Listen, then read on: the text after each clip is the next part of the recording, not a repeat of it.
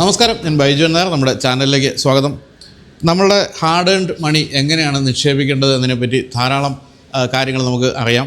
പക്ഷേ അതിനപ്പുറത്തേക്കുള്ള പല കാര്യങ്ങളുമുണ്ട്. ഇപ്പോൾ എന്നെ സംബന്ധിച്ച് നോക്കുകയാണെങ്കിൽ ഞാൻ ഈ വെൽത്ത് മാനേജ്മെൻറ്റ് എന്ന് കേൾക്കുമ്പോൾ എനിക്ക് സത്യത്തിൽ പേടിയാണ്. കാരണം ഇത് വലിയ ഒരു വളരെ ഡീപ്പായിട്ടുള്ള കാര്യമാണ്. എന്നെപ്പോലുള്ളവർക്ക് പഠിച്ചെടുക്കാൻ ബുദ്ധിമുട്ടാണോ, ഞാനത് ഇൻവെസ്റ്റ് ചെയ്ത പൈസ പോകുമ്പോൾ, അങ്ങനെ പല പേടികളുണ്ട്.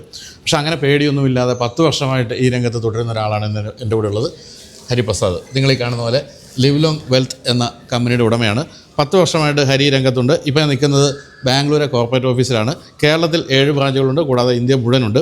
അപ്പോൾ ഇവർ ചെയ്യുന്നത് വെൽത്ത് മാനേജ്മെൻറ്റ് ആണ് എന്നാണ് ഞാൻ പ്രാഥമികമായിട്ട് മനസ്സിലാക്കിയിരിക്കുന്നത്. പക്ഷേ അതിനകത്ത് കുറേ കാര്യങ്ങളുണ്ടെന്നുള്ളത് രാവിലെ ഹരിയോട് സംസാരിച്ചപ്പോൾ എനിക്ക് മനസ്സിലായി. അപ്പോൾ എങ്ങനെയാണ് നിങ്ങളുടെ പണം നിങ്ങൾക്ക് കൃത്യമായി നിക്ഷേപിക്കേണ്ടത്, എന്തൊക്കെയാണ് അതിലെ തട്ടിപ്പുകൾ, ഏത് തരത്തിലൊക്കെയാണ് നിങ്ങൾ പറ്റിക്കപ്പെടാവുന്നത്, അങ്ങനെ അല്ലാതെ വളരെ കൃത്യമായും നിക്ഷേപം എങ്ങനെ സാധിക്കും തുടങ്ങിയ കുറച്ച് കാര്യങ്ങൾ ചോദിച്ച് മനസ്സിലാക്കാമെന്നാണ് വിചാരിക്കുന്നത്. അപ്പോൾ ഇതിൽ പറഞ്ഞ റിസ്ക് ഫാക്ടേഴ്സ് തീർച്ചയായിട്ടും ഉണ്ട്. അത്തരം കാര്യങ്ങളും പറഞ്ഞു തരണമെന്ന് ഞാൻ ഹരിയോട് പറഞ്ഞിട്ടുണ്ട്. കാരണം നമ്മുടെ പ്രേക്ഷകരെ പറ്റിക്കാൻ പറ്റില്ലല്ലോ. അതുകൊണ്ട് തന്നെ റിസ്ക് ഫാക്ടേഴ്സ് എന്തൊക്കെയാണ്, അതിൻ്റെ പോസിറ്റീവ്സ് എന്തൊക്കെയാണ്, അത്തരം കാര്യങ്ങളൊക്കെയാണ് ചോദിച്ച് മനസ്സിലാക്കാൻ പോകുന്നത്. അപ്പോൾ ഹരി, 10 വർഷം മുമ്പ് ഈ രംഗത്തേക്ക് വരുമ്പോൾ എനിക്ക് തോന്നുന്നു കേരളം ഇപ്പോഴും ഇപ്പോൾ ഈവൻ സ്റ്റോക്ക് മാർക്കറ്റിംഗ് പോലും സ്റ്റോക്ക് ട്രേഡിംഗ് അല്ലേ, സ്റ്റോക്ക് ട്രേഡിംഗ് പോലും കേരളം ഇപ്പോഴും എനിക്ക് തോന്നുന്നില്ല ഒരു വളരെ മുന്നിലേക്ക് എത്തിയിട്ടുണ്ടെന്ന്. അങ്ങനെയുള്ളപ്പോൾ 10 വർഷം മുമ്പ് കേരളത്തിലാണ് ഇത് ആരംഭിച്ചത്. എന്തായിരുന്നു ഈ തുടക്കത്തിൽ നേരിട്ട പ്രശ്നങ്ങൾ, അല്ലെങ്കിൽ എന്തൊക്കെയാണ് മലയാളികളോട് ഇതിനുള്ള മനോഭാവം എന്താണ്? തുടക്കത്തിൽ മേജർലി നമ്മൾ നേരിട്ട ഒരു പ്രശ്നം എന്താണെന്ന് വെച്ച് കഴിഞ്ഞാൽ, ഇത് എന്താണ് ശരി എന്താണ് തെറ്റെന്ന് നമുക്ക് അറിയാനുള്ള ഒരു ഇൻഫോർമേഷൻ കിട്ടുന്ന ഒരു സ്ഥലമില്ല. അതാണ് ഏറ്റവും വലിയ പ്രശ്നം. കാരണം ജനറലി നമ്മൾ സ്റ്റോക്ക് മാർക്കറ്റിനെ പറ്റി പറയുമ്പോൾ, ഇപ്പോൾ ഞാനും കേട്ട കഥ ഇതാണ്: ഈ അങ്കിളിന് ഇത്രയും പൈസ നഷ്ടപ്പെട്ടു, ഈ അപ്പൂപ്പന് ഇത്രയും പൈസ പോയി, മുംബൈയിലുള്ള ഈ ജോലി ചെയ്യുന്ന അങ്കിള് ഇങ്ങനൊരു ചതി ചെന്ന് വീണു, അതെ അതെ, ഇങ്ങനെയുള്ള കഥകളാണ് നമ്മളെപ്പോഴും കേൾക്കുന്നത്. പിന്നെ ഇത് ജനറലി ഒരു പബ്ലിക്കിന് സ്റ്റാർട്ട് ചെയ്യാൻ പറ്റുന്ന ഒരു ഏരിയ അല്ല, അല്ലെങ്കിൽ ഒരു പക്ഷേ തുടക്കക്കാരന് ചെയ്യാൻ പറ്റുന്ന ഒരു ബിസിനസ് അല്ല. ആ ഒരു കൈൻഡ് ഓഫ് സ്റ്റോറീസ് ആണ് നമ്മൾ കേൾക്കുന്നത്. പിന്നെ അതിനകത്തുള്ള പ്ലേയേഴ്സ് എല്ലാം ഭയങ്കര വലുതുമായിരുന്നു.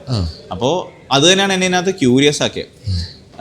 പിന്നെ ഒബ്വിയസ്ലി ഞാൻ ഈ രംഗത്തോട്ട് വരാനുള്ള കാരണം, ഞാൻ വിചാരിച്ചത് ഇന്ന് പൈസ ഉണ്ടാക്കാൻ വളരെ പെട്ടെന്ന് പറ്റും. കാരണം ഈ സിനിമയിലും അവിടെ ഇവിടെയൊക്കെ കാണിക്കുന്ന വളരെ ഈസി ആയിട്ട് പൈസ ഉണ്ടാക്കാൻ പറ്റുന്ന ഒരു ഫീൽഡായിട്ടാണ് ഈ സ്റ്റോക്ക് മാർക്കറ്റ്സ് നമ്മൾ ജനറലി പുറത്തുനിന്ന് ഒരാൾ സാധാരണക്കാരൻ കാണുന്നത്.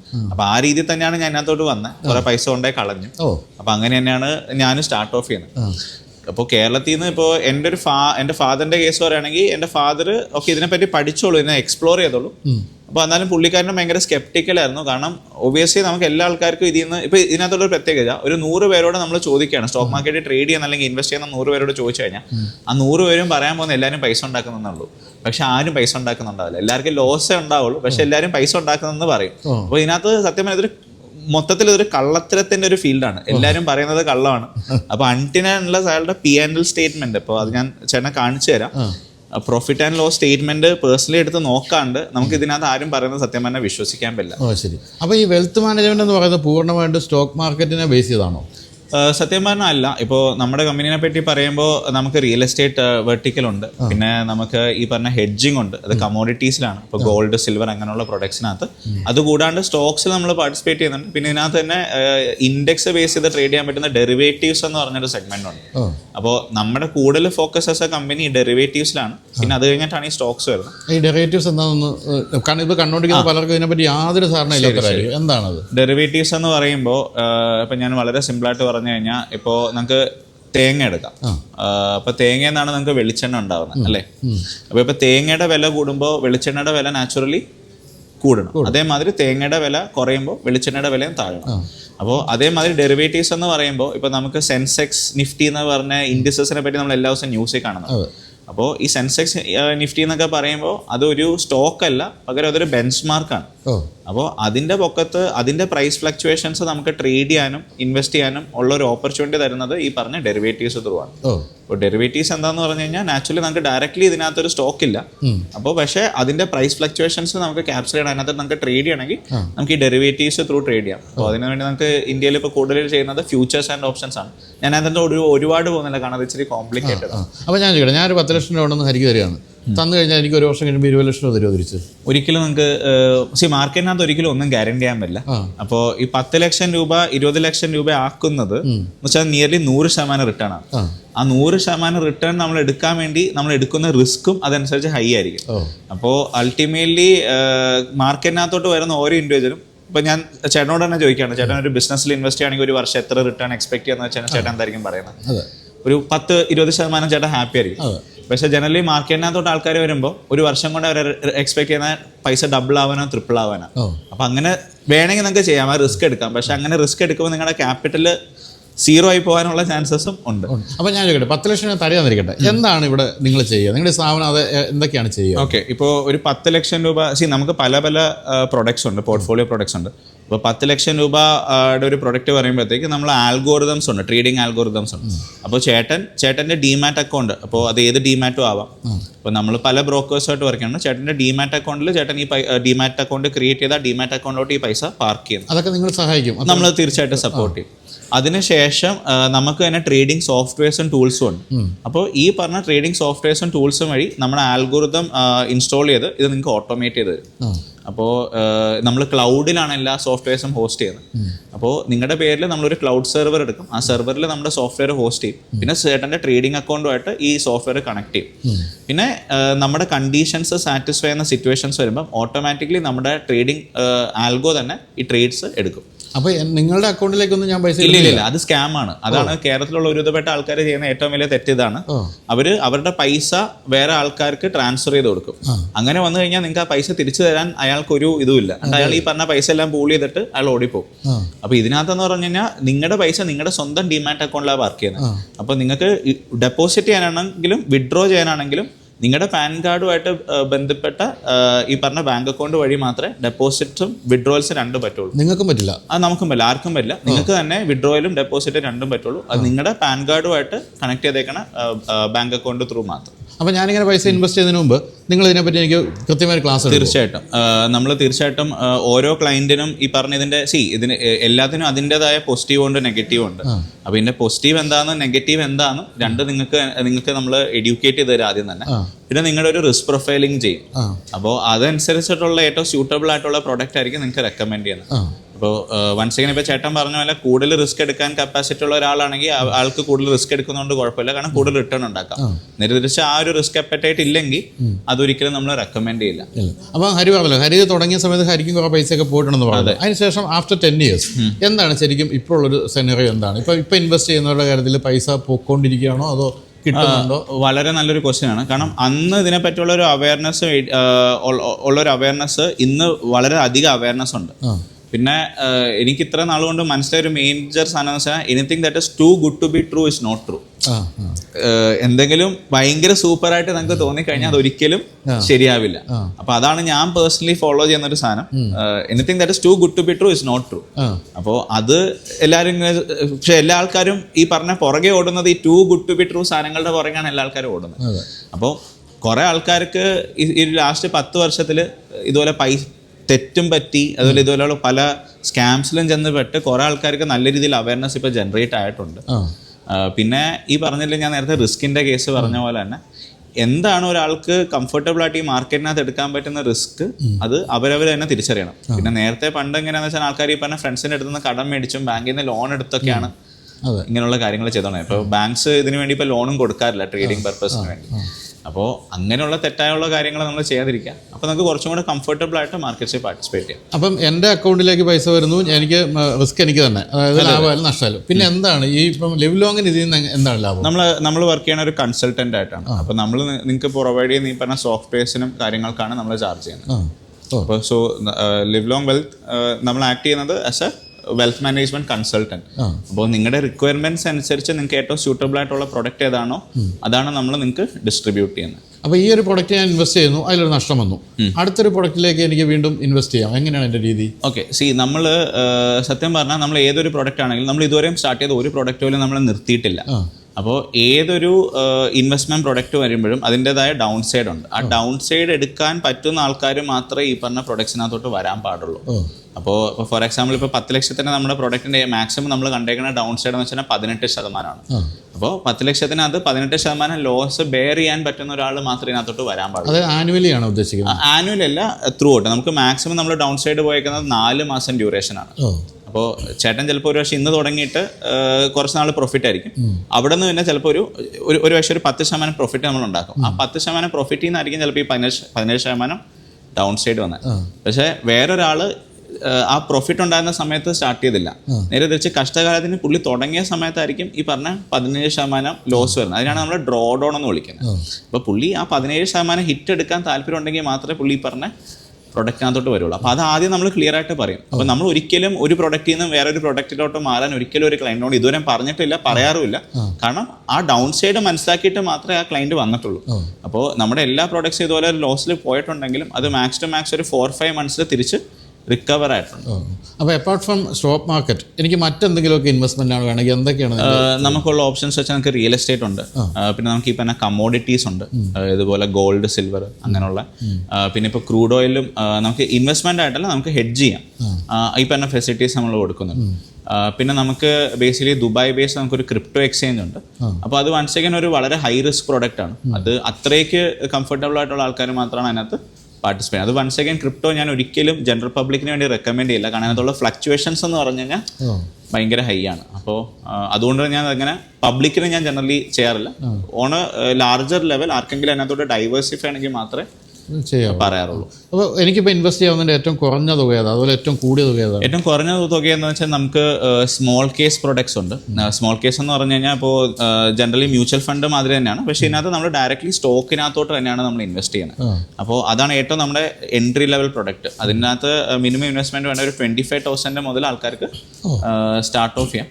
അതിന് നമുക്ക് അത്യാവശ്യം നല്ല റിട്ടേൺ ഉണ്ട്. നമുക്ക് എല്ലാ വർഷവും നമ്മൾ അറ്റ്ലീസ്റ്റ് 35% നമ്മൾ കോമ്പൗണ്ട് ചെയ്തിട്ടുണ്ട് കഴിഞ്ഞ 3 വർഷമായിട്ട് ഈ പ്രൊഡക്റ്റിലായി. അതാണ് ഏറ്റവും നമ്മുടെ എൻട്രി ലെവൽ പ്രൊഡക്റ്റ്. 25,000 മുതൽ സ്റ്റാർട്ട് ചെയ്യാം. അപ്പോൾ പൊതുവെ ഇതുവരെ കണ്ട ഒരു ട്രെൻഡ് അനുസരിച്ച് ആൾക്കാർ എങ്ങനെ ഏതിലാണ് ഇൻവെസ്റ്റ് ചെയ്യാറുള്ളത്? കൂടുതൽ സ്റ്റോക്കിലാണോ അതോ ഇത്തരം കമ്മോഡിറ്റീസിലാണോ? അതിനകത്തുള്ളൊരു സംഭവം എന്ന് വെച്ചാൽ ആൾക്കാർക്ക് കൂടുതലുള്ളൊരു ടെൻഡൻസി സ്റ്റോക്ക് മാർക്കറ്റിൽ പാർട്ടിസിപ്പേറ്റ് ചെയ്യുമ്പോൾ ഞാൻ നേരത്തെ പറഞ്ഞ പോലെ ഡെറിവേറ്റീവ്സിനകത്തോടാണ് ആൾക്കാർക്ക് കൂടുതൽ താല്പര്യം. അപ്പോൾ നമ്മൾ മനസ്സിലാക്കുന്ന ഒരു 40 വയസ്സ് വരെയുള്ള ഒരു ക്രൗഡ് ആണെങ്കിൽ അവർ കൂടുതലും പ്രിഫർ ചെയ്യുന്ന ഡെറിവേറ്റീവ്സാണ്. പക്ഷേ ഒരു 40 അല്ലെങ്കിൽ ഒരു 50 വയസ്സിന് മേലുള്ളൊരു ക്രൗഡ് ആണെങ്കിൽ അവർ ജനറലി പ്രിഫർ ചെയ്യുന്ന മ്യൂച്വൽ ഫണ്ട്സും ഈ പറഞ്ഞതിൽ സ്റ്റോക്സ് ഒക്കെ തന്നെ. അപ്പോൾ ഒരാളുടെ ആവശ്യത്തിനനുസരിച്ചാണ് നമ്മൾ അവർക്കൊരു പ്രൊഡക്റ്റ് റെക്കമെൻഡ് ചെയ്യുന്നത്. ഇപ്പോൾ ചേട്ടനിപ്പോൾ ഒരു എക്സാമ്പിൾ പറയുകയാണെങ്കിൽ ഒരു ചെറിയൊരു ഡ്യൂറേഷൻ ടൈമിൽ കുറച്ച് ഫണ്ടുണ്ട്, തൽക്കാലത്തേക്ക് പാർക്ക് ചെയ്യണമെങ്കിൽ നമ്മൾ ഒരിക്കലും ഡെറിവേറ്റീവ്സ് റെക്കമെൻഡ് ചെയ്യില്ല. നമ്മൾ നാച്ചുറലി അത് എന്തെങ്കിലും ആർബിട്രാജ് മ്യൂച്വൽ ഫണ്ട്സിലോ അങ്ങനെ എന്തെങ്കിലും പാർക്ക് ചെയ്യാനേ സജസ്റ്റ് ചെയ്യുള്ളൂ. അതല്ല ഇപ്പോൾ ഒരു ക്ലയന്റിനെ സംബന്ധിച്ചൊക്കെ അവനൊരു 1 കോടി രൂപ ബഫർ ഉണ്ട്, എക്സസ് ഉണ്ട്, അവന് ഈ പറഞ്ഞതിൽ അടുത്ത 5 വർഷത്തേക്ക് ഇതിന് റിക്വയർമെന്റ് ഇല്ല. അങ്ങനെയാണെങ്കിൽ ചിലപ്പോൾ അവന് നമ്മൾ ഡെറിവേറ്റീവ്സ് റെക്കമെൻഡ് ചെയ്യും. അപ്പോൾ ക്ലയൻറ്റ് ടു ക്ലയൻറ്റ് നമ്മൾ എന്താണോ റെക്കമെൻഡ് ചെയ്യുന്നത് വേരി ചെയ്യും. അപ്പോൾ നിങ്ങളത് ഒരു ക്ലയൻറ്റ് വന്നു കഴിഞ്ഞാൽ അദ്ദേഹത്തോട് ഈ കൃത്യമായ കാര്യങ്ങൾ പറഞ്ഞ് മനസ്സിലാക്കി ഏതാണ് വേണ്ടതെന്ന് അദ്ദേഹം തന്നെ പറയുന്ന രീതിയിലേക്ക് എത്തിക്കും. അദ്ദേഹം തന്നെ ഒരു ഇതെന്ന് വെച്ചാൽ അയാളുടെ ഒരു റിസ്ക് പ്രൊഫൈലിംഗ് നമ്മൾ ചെയ്യുമ്പോൾ പിന്നെ ഓരോത്തിന്റെ പ്രോസ് ആൻഡ് കോൺസ് നമ്മൾ പറയുമ്പോൾ തന്നെ ആ ക്ലയന്റിന് ഒരു ധാരണ ഉണ്ടാവും. ഓക്കെ, ഇത് ഞാൻ എടുത്തു കഴിഞ്ഞാൽ ഇതാണ് എനിക്ക് എക്സ്പെക്ട് ചെയ്യാൻ പറ്റുന്നത്, അല്ലെങ്കിൽ വേറൊരു പ്രൊഡക്റ്റിനകത്ത് വേറൊരു കാര്യം എക്സ്പെക്ട് ചെയ്യാന്നുള്ളൊരു ഐഡിയ പുള്ളിക്ക് തന്നെ ജനറേറ്റ് ചെയ്യും. എന്നിട്ട് അതിന് ശേഷമാണ് നമ്മൾ ഏത് പ്രൊഡക്റ്റ് ആണ് കൊടുക്കേണ്ടതെന്ന് നമ്മൾ ഡിസൈഡ് ചെയ്യുന്നത്. ഇപ്പോൾ നമ്മളിവിടെ കാണുമ്പോഴത്തേക്ക് ഇതൊരു 8,000 സ്ക്വയർ ഫീറ്റുള്ള വലിയൊരു ഓഫീസാണ്. ഇവിടെ ധാരാളം പേരിടും ജോലി ചെയ്യുന്നുണ്ട്. അപ്പോൾ ഞാനിപ്പോൾ ഇതിൽ ഇൻവെസ്റ്റ് ചെയ്യുകയാണെങ്കിൽ എനിക്കിവിടെ ഒരു ഡയറക്റ്റ് ആയിട്ടൊരു കോൺടാക്ട് ഉണ്ടോ, അതോ സാഗരത്തിൽ ഞാൻ ലയിച്ചു പോകും? ഇല്ല. നമുക്ക് സത്യം പറഞ്ഞാൽ ഇപ്പോൾ 13,700+ ക്ലയൻസ് ഉണ്ട്. ഈ 13,700+ ക്ലയൻസിനും നമ്മളുമായിട്ടും എന്നോട് പേഴ്സണലി ഞാൻ എപ്പോഴും ആക്സസിബിളാണ്. അപ്പോൾ നമുക്കൊരു ഇപ്പോൾ ഏതൊരു ക്ലയൻറ്റ് നമുക്ക് വരുമ്പോഴും ആ പ്രൊഡക്റ്റിനനുസരിച്ച് അവർക്കൊരു ഡെഡിക്കേറ്റഡ് റിലേഷൻഷിപ്പ് മാനേജർ ഉണ്ടാവും. അപ്പോൾ ആ റിലേഷൻഷിപ്പ് മാനേജറായിട്ട് എപ്പോൾ വേണമെങ്കിലും കമ്മ്യൂണിക്കേറ്റ് ചെയ്യാം. അതല്ല പിന്നെ എന്തെങ്കിലും രീതിയിൽ അത് എസ്കലേഷൻ വരുവാണെങ്കിൽ അത് അടുത്ത ഒരു ലീഡിനോട്ട് പോകും. പിന്നെ അൾട്ടിമേറ്റ്ലി വേറെ ഒന്നും എന്നില്ലെങ്കിൽ നമ്മുടെ കോർ കമ്മിറ്റിയുമായിട്ട് ഇത് ചെയ്യാം. അപ്പോൾ ഞാനീ പറഞ്ഞ പോലെ വളരെ ലേമാൻ ചോദ്യങ്ങളാണ് ഞാൻ ചോദിക്കുന്നത്. കാരണം എനിക്ക് ഇതിനെപ്പറ്റി കൂടുതൽ അറിയാൻ വേണ്ടിയാണ്. ഇപ്പം ഞാൻ ഇതിനകത്ത് ഒരു 10 ലക്ഷം ഇൻവെസ്റ്റ് ചെയ്തു, കുറച്ച് നഷ്ടം വരുന്നു, എനിക്കിത് എപ്പോൾ വിഡ്രോ ചെയ്യാൻ പറ്റും? എപ്പോൾ വേണമെങ്കിലും വിഡ്രോ ചെയ്യാം. ഇത് അതാ ഞാൻ നേരത്തെ പറഞ്ഞത്, നമ്മൾ കൊടുക്കുന്നതെന്ന് വെച്ചാൽ നിങ്ങൾക്ക് വേണ്ടി ട്രേഡിംഗ് ആൽഗോറിതംസ് ആണ്. അപ്പോൾ ഈ പൈസ നിങ്ങളുടെ കൺട്രോളിലാണ്, ഈ സോഫ്റ്റ്വെയർസ് നിങ്ങളുടെ കൺട്രോളിലാണ്. അപ്പോൾ കംപ്ലീറ്റ് കൺട്രോൾ നിങ്ങളുടെ കയ്യിലാണ്. അപ്പോൾ നമ്മൾ ഈ പ്രൊഡക്റ്റ് നിങ്ങൾക്ക് തന്നു കഴിഞ്ഞാൽ നമ്മൾ നിങ്ങളുടെ റിസ്ക്കും കാര്യങ്ങളും ഞങ്ങൾ മോണിറ്റർ ചെയ്യും. പക്ഷേ കംപ്ലീറ്റ് കൺട്രോൾ ചേട്ടൻ്റെ കയ്യിൽ തന്നെ. അപ്പോൾ ഇപ്പോൾ ചേട്ടൻ ഇപ്പോൾ 10 ലക്ഷം ഇൻവെസ്റ്റ് ചെയ്തു, നാളെ ചിലപ്പോൾ ഒരു 50,000 രൂപ ലോസ് ഉണ്ട്. അപ്പോൾ ചേട്ടൻ പെട്ടെന്ന് അത്യാവശ്യമാണ്, ചേട്ടൻ ഇത് വിഡ്രോ ചെയ്യണമെങ്കിൽ ചേട്ടൻ എപ്പോൾ വേണമെങ്കിലും അത് വിഡ്രോ ചെയ്യാം, ഒരു പ്രശ്നമില്ല.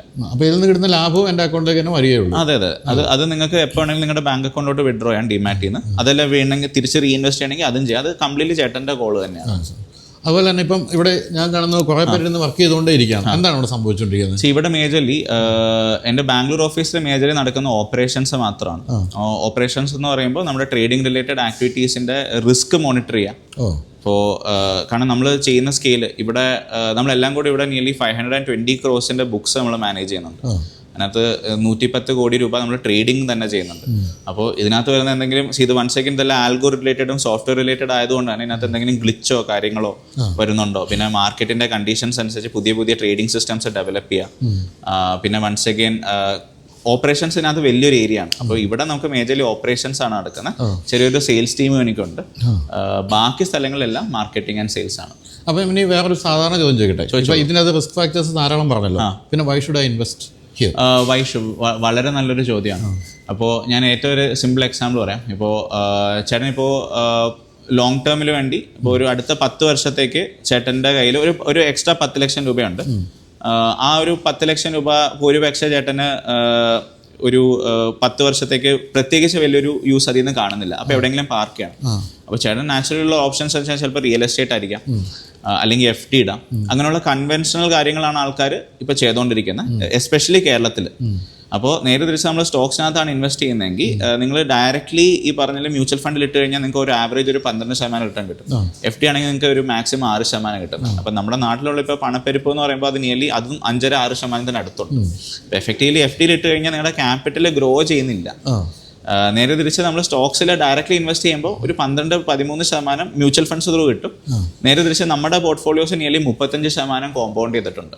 അപ്പോൾ മാർക്കറ്റ് എന്താണോ പൊതുവേ തരുന്നത്, അല്ലെങ്കിൽ FDO അല്ലെങ്കിൽ മ്യൂച്വൽ ഫണ്ട്സ് എന്താണോ തരുന്നത്, അതിനെക്കാട്ടും എക്സ്ട്രാ ജനറേറ്റ് ചെയ്യാൻ വേണ്ടിയാണ് ജനറലി ആൾക്കാർ നമ്മളെ പോലെയുള്ള കൺസൾട്ടൻസുമായിട്ട് പൈസ പാർക്ക് ചെയ്യുന്നത്. അപ്പോൾ നമ്മുടെ ജോലി എന്ന് വെച്ച് കഴിഞ്ഞാൽ എന്താണോ പൊതുവേ മ്യൂച്വൽ ഫണ്ട്സ് അല്ലെങ്കിൽ മാർക്കറ്റ് തരുന്നത്, അതിനെക്കാട്ടും എക്സ്ട്രാ ജനറേറ്റ് ചെയ്യുക. ഇതിനാണ് നമ്മൾ ആൽഫ എന്ന് പറയുന്നത്. ആ ആൽഫ ക്രിയേറ്റ് ചെയ്യാൻ വേണ്ടിയാണ് നമ്മുടെ ഒരു ജോലി. അപ്പോൾ നമ്മൾ ഈ മ്യൂച്വൽ ഫണ്ടും ചെയ്യുന്നുണ്ടോ?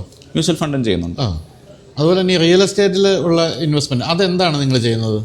റിയൽ എസ്റ്റേറ്റിനകത്തുള്ളൊരു ഇൻവെസ്റ്റ്മെൻറ്റ് നമ്മൾ ജനറൽ ചെയ്യുന്നത് എന്താണെന്ന് വെച്ചാൽ, ഇപ്പോൾ റിയൽ എസ്റ്റേറ്റിൻ്റെ കേസ് നമ്മൾ കേരളത്തിൽ പറയുകയാണെങ്കിൽ അല്ലെങ്കിൽ ഇന്ത്യ മൊത്തം പറയുകയാണെങ്കിൽ ആൾക്കാർ എന്താ ചെയ്യുന്നത്, കുറേ ബ്രോക്കേഴ്സ് ഉണ്ട്. ഇപ്പോൾ ചേട്ടൻ എവിടെയെങ്കിലും പോയി ഏതെങ്കിലും ഒരു വെബ്സൈറ്റിൽ പോയി നമ്പർ കൊടുത്തു കഴിഞ്ഞാൽ അവർ വിളിച്ചുകൊണ്ടിരിക്കും, സാർ ഈ ഫ്ലാറ്റ് മേടിക്കും, ആ ഫ്ലാറ്റ് മേടിക്കും. നമ്മൾ ചെയ്യുന്ന കുറച്ച് വ്യത്യസ്തമുള്ളൊരു കാര്യം. നമ്മൾ ചെയ്യുന്നത് എന്താണെന്ന് വെച്ചാൽ, ഇപ്പം നമ്മുടെ തന്നെ ക്ലയൻസ് ഉണ്ട്, നമുക്ക് തന്നെ HNA അൾട്രാ HNA ക്ലയൻസ് ഉണ്ട്. അപ്പോൾ അവർക്ക് ഈ പറഞ്ഞതിൽ കുറച്ച് എമൗണ്ട് റിയൽ എസ്റ്റേറ്റിൽ പാർക്ക് ചെയ്യാൻ താല്പര്യമുണ്ട്. അപ്പോൾ അവർക്ക് എന്ത് ചെയ്യാൻ വേണമെങ്കിൽ ഈ പറഞ്ഞ ലാൻഡ് മേടിച്ചിടാം, അതിൻ്റെ പൊക്കത്ത് കൺസ്ട്രക്ഷൻ ചെയ്യാം, അങ്ങനെയുള്ള കാര്യങ്ങൾ. അപ്പോൾ നമ്മൾ ഓപ്പറേറ്റ് ചെയ്യുന്ന രീതി വേറെയാണ്. നമ്മൾ സ്യൂട്ടബിൾ ആയിട്ടുള്ള കൊമേഴ്ഷ്യൽ പ്രോപ്പർട്ടീസ് ഐഡന്റിഫൈ ചെയ്യും, അതേപോലെയുള്ള റെസിഡൻഷ്യൽ പ്രോപ്പർട്ടീസ് ഐഡന്റിഫൈ ചെയ്യും, നല്ല അപ്രിസിയേഷൻ വരാൻ പോസിബിലിറ്റി ഉള്ള. അപ്പോൾ ഇപ്പോൾ ഫോർ എക്സാമ്പിൾ ഇപ്പോൾ ബാംഗ്ലൂർ തന്നെയാണെങ്കിൽ ബാംഗ്ലൂരിൻ്റെ പല പാർട്സിൽ ഈ പറഞ്ഞ പ്രൈസ് അപ്രിഷിയേറ്റ് ചെയ്ത റേറ്റ്സ് നമുക്കറിയാം, ഡെവലപ്പിംഗ് ആയിട്ടുള്ള ഏരിയാസ് നമുക്കറിയാം. അപ്പോൾ ഒരു 4-5 ഇയേഴ്സ് ഇപ്പോൾ അണ്ടർ കൺസ്ട്രക്ഷൻ ഉള്ള ഒരു 4-5 ഇയേഴ്സിൽ കംപ്ലീഷൻ ആവുന്ന പ്രോജക്ട്സ് നമുക്കറിയാം. അപ്പോൾ ഒരു ഏർലി സ്റ്റേജിൽ നമ്മൾ പാർട്ടിസിപ്പേറ്റ് ചെയ്യുമ്പോൾ നമ്മൾ ഒരു പക്ഷേ ഒരു 10%, ഇപ്പോൾ ഒരു 2 കോടിയുടെ 3 കോടിയുടെ പ്രോപ്പർട്ടി ആണെങ്കിൽ വെറും ഒരു 30 ലക്ഷം ഇപ്പോൾ പാർക്ക് ചെയ്താൽ മതിയോ. അപ്പോൾ കംപ്ലീഷൻ ആകുമ്പോഴായിരിക്കും ബാക്കി പേയ്മെൻറ്റ് വരുന്നത്. അത് വേണമെങ്കിൽ നമുക്ക് ബാങ്കിങ് ലോൺസ് അവൈൽ ചെയ്യാം. പക്ഷേ നമ്മളിത് ഇൻവെസ്റ്റേഴ്സിന് റെക്കമെൻഡ് ചെയ്യുക വെച്ചാൽ, ഇപ്പോൾ നിങ്ങൾ 30 ലക്ഷം പാർക്ക് ചെയ്യുക, ബാക്കി 2.7 crores കംപ്ലീഷൻ്റെ സമയത്ത് ചെയ്താൽ മതി. ആ കംപ്ലീഷൻ ആകുമ്പോഴത്തേക്ക് നമ്മളിത് റീസെയിൽ ചെയ്യും. അപ്പോൾ ഒരു ക്ലയൻറ്റിന് മൊത്തം അപ്രിസിയേഷൻ കിട്ടുന്ന ഈ മൊത്തം 3 കോടി രൂപയൊക്കെയാണ്. പക്ഷേ അയാൾ ആ 3 കോടി രൂപയുടെ പ്രോപ്പർട്ടി പർച്ചേസ് ചെയ്യാൻ വേണ്ടി വെറും 30 ഇൻവെസ്റ്റ് ചെയ്യുന്നത്. അപ്പോൾ വൺസ് അഗൈൻ അത് റെഡി ടു ഓക്യുപ്പൈ ആകുമ്പോൾ തന്നെ നമ്മൾ റീസെയിലിന് നമ്മൾ തന്നെ അത് ചെയ്ത് കൊടുക്കും. അപ്പോൾ അവിടെ ഒരു ക്ലയൻറ്റിന് നല്ല രീതിയിലുള്ള ഗെയിൻ വരും. അപ്പോൾ ഫോർ എക്സാമ്പിൾ ഇപ്പോൾ 8,000 രൂപയുടെ പ്രോപ്പർട്ടീസൊക്കെ നമ്മൾ 12,000-നും 13,000-നും ഫ്ലിപ്പ് ചെയ്തിട്ടുണ്ട്. അപ്പോൾ ക്ലയൻറ്റിനെ സംബന്ധിച്ച് ആ മൊത്തത്തിൽ 3 കോടിയുടെ ഗെയിനും കിട്ടും. ഇനിഷ്യലി സ്റ്റാർട്ട് ചെയ്യുന്ന എമൗണ്ട് വളരെ കുറവ്. നമ്മൾ ഓൾ ഇന്ത്യയാണ് ചെയ്യുന്നത് അതോ? ഇപ്പം നമുക്കത് കേരള, ബാംഗ്ലൂർ തന്നെയാണ് നമുക്ക് ചെയ്യാനുള്ള ഇതുള്ളൂ. കാരണം വൺസ് അഗൈൻ ഇത് നമുക്ക് അത്രയ്ക്കൊരു വോളിയം ചെയ്യുന്ന ഒരു ബിസിനസ് അല്ല. കേരളത്തിലെക്കാട്ടും കൂടുതൽ ഓപ്പർച്യൂണിറ്റീസ് ഇപ്പോൾ വൺസ് അഗൈൻ ബാംഗ്ലൂരാണ്. കേരളത്തിൽ വൺസ് അഗൈൻ കൊമേഴ്ഷ്യലിൽ മാത്രമേ ഇങ്ങനെയുള്ള സംഭവത്തിൻ്റെ സ്കോപ്പ് ഉള്ളൂ. കേരളത്തിലെ റെസിഡൻഷ്യൽ സത്യം പറഞ്ഞാൽ ആ ഒരു അപ്രിസിയേഷൻ ഒരിക്കലും കിട്ടുന്നില്ല. അതുപോലെ തന്നെ മലയാളികൾക്ക് എന്താണ് പ്രശ്നം? ഇപ്പോൾ ഞാൻ നേരത്തെ നമ്മുടെ ഇവിടെ മറ്റൊരു ഹരിയുണ്ട്, ഹരിയോട് സംസാരിച്ച ഹരി പറയുന്നത് ഈ ഒരു 90% ഓഫ് നമ്മുടെ ബിസിനസ് നടക്കുന്നത് നോർത്ത് ഇന്ത്യയിലാണ്. പക്ഷെ നമുക്ക് 7 ഓഫീസുണ്ട് കേരളത്തിൽ. മലയാളികൾ എന്തുകൊണ്ട് ഇതിലൊക്കെ മടിച്ചു നിൽക്കുന്നത്? പഴയ തട്ടിപ്പിലൊക്കെ പെട്ടതുകൊണ്ടായിരുന്നു. അതൊരു ഫാക്ടറാണ്. വളരെ ഒരു ഇത് ഓപ്പണായിട്ട് പറയുകയാണെങ്കിൽ മലയാളികൾ കൂടുതലും ഇങ്ങനെയുള്ള പ്രൊഡക്ട്സിനെ പറ്റി അവയർനെസ് ക്രിയേറ്റ് ചെയ്ത് വരുന്നേ ഉള്ളൂ. പിന്നെ മലയാളികൾക്ക് പണ്ട് മുതലേ ഉള്ളൊരു താല്പര്യം അല്ലെങ്കിൽ ഒരു ടേസ്റ്റ് ഗോൾഡിലാണ്. പിന്നെ ഗോൾഡ് നല്ല രീതിയിൽ ഇപ്പോൾ ലോങ് റൺ നമ്മൾ നോക്കുവാണെങ്കിൽ ഗോൾഡ് എപ്പോഴും നല്ല രീതിയിൽ പെർഫോം ചെയ്തിട്ടുണ്ട്. കേരളത്തിൽ ഗോൾഡ് മേടിക്കുന്ന പോലെ സത്യം പറഞ്ഞാൽ വേറെ ആരും ലോകത്തിലാരും ഇല്ല. അപ്പോൾ അവർ ആ ഒരു ഇതിനകത്ത് തന്നെ നിൽക്കുവാണ്. അവർ വേറെ ഗോൾഡ്, റിയൽ എസ്റ്റേറ്റ്, FD ഈ പറഞ്ഞ 3 സാധനങ്ങൾ വിട്ട്, അല്ലെങ്കിൽ പിന്നെ ചിട്ടി, ഇങ്ങനെ 4 സാധനങ്ങൾ വിട്ട് ആൾക്കാർ വേറെ ഓപ്ഷൻസിനെ പറ്റി ഇതുവരെ ചിന്തിച്ചിട്ടില്ല. അപ്പോ ആ ഒരു ഓപ്ഷൻസ് വിട്ട് വേറെ ചിന്തിച്ചിട്ടില്ല. അപ്പോ അതിനെപ്പറ്റി ഇപ്പൊ ചിന്തിച്ച് തുടങ്ങുന്നുണ്ട്, എസ്പെഷ്യലി ഇപ്പൊ ന്യൂവർ ജനറേഷൻ. അപ്പോ അതുകൊണ്ടാണ് നമുക്ക് കേരളത്തിൽ നിന്ന് വെറും 1% അടിയിൽ ക്ലയൻസ് ഉള്ളത്. ആണല്ലേ? പക്ഷെ കേരളത്തിൽ പണ്ടുതൊട്ടേ നമ്മൾ കേൾക്കുന്ന പല കമ്പനികളുടെ പേരുകളൊക്കെ ഇത്തരം വെൽ മാനേജർ, അവരൊന്നും ഈ ഇത്രയും കാലം കൊണ്ടൊരു എഡ്യൂക്കേഷൻ അവരെ കൊണ്ട് സാധിച്ചില്ല. സാധിച്ചില്ല എന്ന് ഞാൻ പറയുന്നില്ല, അത് പറയാൻ ഞാൻ ആരുമല്ല. അപ്പോൾ എനിക്ക് പറയാനുള്ള സംഭവത്തിലേ ഉള്ളൂ, കേരളത്തിൽ നിന്ന് മാർക്കറ്റിനകത്ത് പാർട്ടിസിപ്പേറ്റ് ചെയ്ത ഒരുവിധപ്പെട്ട എല്ലാ ആൾക്കാർക്കും നെഗറ്റീവ് എക്സ്പീരിയൻസ് ഉണ്ടായിട്ടുള്ളൂ. അത് കേരളത്തിൽ നിന്ന് അത്ര പാൻ ഇന്ത്യ ലെവലിൽ തന്നെ. അപ്പോൾ ഈ നെഗറ്റീവ് എക്സ്പീരിയൻസ് ഉണ്ടാകുന്നതിൻ്റെ റീസൺ എന്താണെന്ന് വെച്ച് കഴിഞ്ഞാൽ, കാരണം ആൾക്കാർ ഈ മാർക്കറ്റിനെ കാണുന്ന MLM പോലെ അങ്ങനെയുള്ള ഗെറ്റ് റിച്ച് ക്വിക്ക് എന്നുള്ള രീതിയിലാണ് ആൾക്കാർ മാർക്കറ്റിനെ കണ്ടേക്കുന്നതും ഇപ്പോഴും പല ആൾക്കാർ അങ്ങനെയാണ് കാണുന്നത്. അപ്പൊ അതുകൊണ്ട് തന്നെ അവർക്ക് ഇതിനകത്തുള്ള ഒരു എക്സ്പീരിയൻസും വളരെ മോശമാണ്. അപ്പൊ അങ്ങനെ ഒബ്വിയസ്ലി ഒരു നെഗറ്റീവ് എക്സ്പീരിയൻസ് ഒരാൾക്ക് ഒരിക്കൽ ഉണ്ടായി കഴിഞ്ഞാൽ അയാളുമായിട്ട് ബന്ധപ്പെട്ട് നിൽക്കുന്ന വേറെ ആരും ഇതിനകത്തോട്ട് വരില്ല. അപ്പൊ ഒരുപക്ഷെ അതായിരിക്കാം ഏറ്റവും വലിയ റീസൺ. ഇപ്പം ഐശ്വര്യമായിട്ട് ഞങ്ങൾ രാവിലെ വന്ന് കയറുമ്പോൾ എന്താണ് ഇന്നത്തെ മാർക്കറ്റിൻ്റെ അവസ്ഥ? ഇന്നത്തെ മാർക്കറ്റിൻ്റെ അവസ്ഥ ഇന്ന് നമുക്ക് എനിക്ക് തോന്നുന്നു നിയർലി 1.7 crore അടുത്ത് നമുക്ക് ലോസ് ഉണ്ട്. ലോസ് ഐശ്വര്യമായിട്ട് വന്ന് കയറുന്നത് പറയുകയും ചെയ്തു. അല്ല, അത് യുദ്ധത്തിൻ്റെ ആയിരിക്കും അല്ലേ? യുദ്ധത്തിൻ്റെ ആണ്. പിന്നെ വൺസ് അഗൈൻ നമ്മുടെ പൊസിഷൻ, നമ്മുടെ വ്യൂന് എഗെയിൻസ്റ്റ് ആണ് പൊസിഷൻ പോയത്. അപ്പോൾ അതാണ് ഇതിനകത്തുള്ളൊരു സംഭവം. കാരണം ഇതിനകത്ത് പ്രോഫിറ്റും ഉണ്ട് ലോസും ഉണ്ട്, രണ്ടും ഉണ്ട്. അപ്പോൾ നമ്മൾ എങ്ങനെയാണോ ആ റിസ്ക് നമ്മൾ കൺട്രോൾ ചെയ്യുന്നത് അതിനകത്ത് ആ കാര്യം ഇരിക്കുന്നത്. അപ്പോൾ നമുക്കിതുപോലെ നല്ല രീതിയിൽ നല്ല പ്രോഫിറ്റ് ഉണ്ടാവുന്ന ദിവസങ്ങളുണ്ട്, ലോസ് ഉണ്ടാവുന്ന ദിവസങ്ങളുണ്ട്. അപ്പോൾ ഒരു 10 ദിവസം നമ്മൾ എടുത്തു കഴിഞ്ഞാൽ ജനറലി ഞങ്ങളൊരു 4-5 ദിവസങ്ങൾ മാത്രമേ ഞങ്ങൾ പ്രോഫിറ്റിൽ ക്ലോസ് ചെയ്യാറുള്ളൂ. ബാക്കി 5 ദിവസം ഞങ്ങൾ ലോസിലാണ്. പക്ഷെ ഞങ്ങൾ പ്രോഫിറ്റ് ഉണ്ടാക്കുമ്പോൾ ലോസ് ഉണ്ടാക്കുന്നതിന് മൾട്ടിപ്പിൾ ഫോൾസ് ആയിരിക്കും. അപ്പോൾ ഇപ്പോൾ യുദ്ധവും കാര്യങ്ങളൊക്കെ കാണാൻ മാർക്കറ്റ് കുറച്ചും കൂടെ ഷേക്കിയാണ്. അപ്പോൾ അതുകൊണ്ട് തന്നെ ഈ പറഞ്ഞ ഫ്ലക്ച്വേഷൻസ് വളരെ ഹൈ. പ്രോഫിറ്റ് ആകുമ്പോഴും നല്ല പ്രോഫിറ്റ് ആയിരിക്കും, ലോസ് ഉണ്ടാകുമ്പോഴും നല്ല ലോസ്. പക്ഷേ എങ്കിലും ഇത് എങ്ങനെയാണ് ഈ കമ്പനിയെ ബാധിക്കുന്നത്? ലിവ് ലോങ്ങിനെ ഇതെങ്ങനെ ബാധിക്കും? കാരണം വെച്ചാൽ ഇപ്പോൾ എൻ്റെ പൈസ എൻ്റെ ഡിമാറ്റ് അക്കൗണ്ടിലുണ്ട്, എനിക്ക് നഷ്ടം വന്നാൽ എനിക്ക് നഷ്ടം വന്നു, ലാഭം വന്നാൽ നിങ്ങൾക്ക് അതിന് എടുക്കാം. അപ്പോൾ എങ്ങനെയാണ് ലിവ് ലോങ്ങിനെ ഇതൊക്കെ ബാധിക്കുന്നത്? അത് നമ്മുടെ ഒരു കമ്പനിയുടെ വേറൊരു പ്രത്യേകത എന്താണെന്ന് വെച്ചാൽ, ഇപ്പോൾ നാട്ടിലിപ്പോൾ പല ആൾക്കാരും പല പ്രൊഡക്ട്സ് പുഷ് ചെയ്യും. ഇപ്പോൾ ചേട്ടന് തന്നെ ഇഷ്ടംപോലെ ആൾക്കാർ ഈ പറഞ്ഞ LIC ഇങ്ങനെയുള്ള ഇൻവെസ്റ്റ്മെന്റ് പ്ലാൻ, മറ്റേ ഇൻവെസ്റ്റ്മെന്റ് പ്ലാൻ അങ്ങനെയൊക്കെ അവർ വന്ന് പുഷ് ചെയ്തിട്ടുണ്ടോ. അപ്പോൾ അതിനകത്ത് അവരെല്ലാം പ്യൂർലി ഏജൻസ് ആയിട്ടാണ് വർക്ക് ചെയ്യുന്നത്. അവർക്ക് നിങ്ങൾക്ക് ഒരു സാധനം വിൽക്കുമ്പോൾ അവർക്ക് കമ്മീഷൻ കിട്ടും. ഇവർ സ്വയം ഈ പറഞ്ഞ ഒരു പ്രൊഡക്റ്റിൽ ഇൻവെസ്റ്റ് ചെയ്തിട്ടുണ്ടാവില്ല. അവർ പക്ഷേ ഈ പറഞ്ഞ പ്രൊഡക്ട്സ് കൊണ്ട് പുഷ് ചെയ്യും. അപ്പോൾ live long as A company നമ്മുടെ ഒരു വ്യത്യാസം എന്ന് വെച്ചാൽ, നമ്മുടെ ഒരു ക്ലയന്റിന് ചിലപ്പോൾ 1 രൂപ ലോസ് ഉണ്ടാകുമ്പോൾ അതേ സമയത്ത് എനിക്ക് ചിലപ്പോൾ 10 രൂപയായിരിക്കും ലോസ് ഉണ്ടാകുന്നത്. അപ്പോൾ കാരണം നമ്മുടെ ക്യാപിറ്റൽ ഇതിനകത്ത് ഇൻവെസ്റ്റഡ് ആണ്. അപ്പോൾ നമ്മുടെ ഒരു സംഭവത്തിന്റെ പ്രത്യേകിച്ച് നമ്മൾ ഏത് പ്രൊഡക്റ്റ് ആണോ നിങ്ങൾക്ക് തരുന്നത്, അപ്പോൾ ഒരു ആവറേജ് ക്ലയന്റ് ഇടുന്നതിന്റെ ഒരു 10 അല്ലെങ്കിൽ 20 ഇരട്ടി എൻ്റെ പേഴ്സണൽ ക്യാപിറ്റൽ അതിനകത്ത് ഇൻവെസ്റ്റഡ് ആണ്. അപ്പോൾ അത് എന്തിനാന്ന് വെച്ച് കഴിഞ്ഞാൽ, ലൈക്ക് നമുക്ക് എല്ലാ ഡൊമൈനിലും ഒറ്റ പ്രൊഡക്റ്റേ ഉള്ളൂ, പല പല പ്രൊഡക്ട്സും നമ്മൾ ചെയ്യുന്നില്ല. കാരണം അത് ഈ ഒരു ബേസിക് ഒരു ഫെയ്ത്ത് ആണ്. നമ്മൾ എന്താണോ ചെയ്യുന്നത് അതിനകത്ത് like we are also invested. അപ്പോൾ let it be real estate or let it be എന്താ ഈ പറഞ്ഞ F&O ആവട്ടെ, നമ്മുടെ സ്വന്തം ക്യാപിറ്റൽ അതിനകത്ത് മൾട്ടിപ്പിൾ ഫോൾസ് നമ്മൾ ഇൻവെസ്റ്റഡ് ആണ്. അപ്പോൾ അത് അൾട്ടിമേറ്റ്ലി അത് കമ്പനിയുടെ ലോസ് തന്നെ. നമുക്ക് ഇനി അകത്ത് നടക്കുന്ന തീർച്ചയായിട്ടും, കാരണം അതോടെ കണ്ടിട്ട് എനിക്ക് കൃത്യമായിട്ട് കാര്യങ്ങൾ മനസ്സിലാക്കാൻ വേണ്ടി അതോടെ കാണുന്നത് നന്നായിരിക്കും തോന്നുന്നു. തീർച്ചയായിട്ടും. അപ്പോൾ ഇവിടെ ഇപ്പം ഈ ഓഫീസിൽ അധികവും മലയാളികളൊക്കെ ആണോ ജോലി? ഇവിടെ നമുക്ക് എല്ലായിടത്തു നിന്ന് ആൾക്കാരുണ്ട്. ഈ ഓഫീസിൽ നമുക്ക് നിയർലി 150 ആൾക്കാരുണ്ട്. അപ്പോൾ ഇവിടെ നമുക്ക് കേരളത്തിൽ നിന്നുണ്ട്, നോർത്തിൽ നിന്നുണ്ട്, കർണാടകത്തിൽ നിന്നുണ്ട്, പല പല സ്ഥലങ്ങളിൽ നിന്ന് നമുക്ക് ഇവിടെ ആൾക്കാരുണ്ട്. അപ്പോൾ നമ്മളിപ്പോൾ ഈ ഒരു കോർപ്പറേറ്റ് ഓഫീസിലേക്ക് മാറിയിട്ട് ഇപ്പോൾ കുറേ കാലമായോ? ഈ ഒരു ഓഫീസിലോട്ട് നമ്മൾ വന്നിട്ട് സെപ്റ്റംബർ ആണ് നമ്മൾ. ഇത് വൺസ് അഗൈൻ നമ്മൾ തന്നെ പർച്ചേസ് ചെയ്ത പ്രോപ്പർട്ടിയാണ് ഇലക്ട്രോണിക് സിറ്റിയിൽ.